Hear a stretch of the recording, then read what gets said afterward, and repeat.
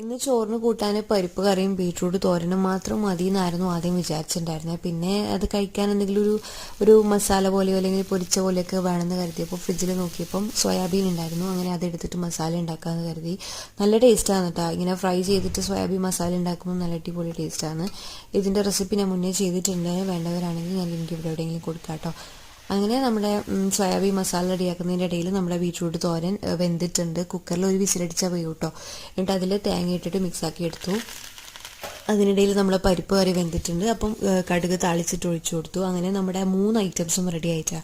പിന്നെ നല്ല അടിപൊളി മാങ്ങയച്ചാറുണ്ടായിരുന്നു. അങ്ങനെ ചോറും ഈ പരിപ്പ് കറിയും നല്ല അടിപൊളി ബീട്രൂട്ട് തോരനും സോയാബീൻ മസാലയും. സോയാബീൻ മസാല സൂപ്പർ ആട്ടോ. അതുമാത്രം മതി ശരിക്കും പറഞ്ഞാൽ ചോറ് നന്നായിട്ട് അങ്ങനെ പോകാൻ വേണ്ടിയിട്ട്. അപ്പോൾ ഇത്രയൊക്കെ ഉള്ളൂ. നിങ്ങൾക്ക് വീഡിയോസ് ഇഷ്ടമാവുകയെന്നുണ്ടെങ്കിൽ ഒന്ന് സപ്പോർട്ട് ചെയ്യുക. ആൻഡ് നെക്സ്റ്റ് വീഡിയോയിൽ കാണുന്നവരെ ബൈ.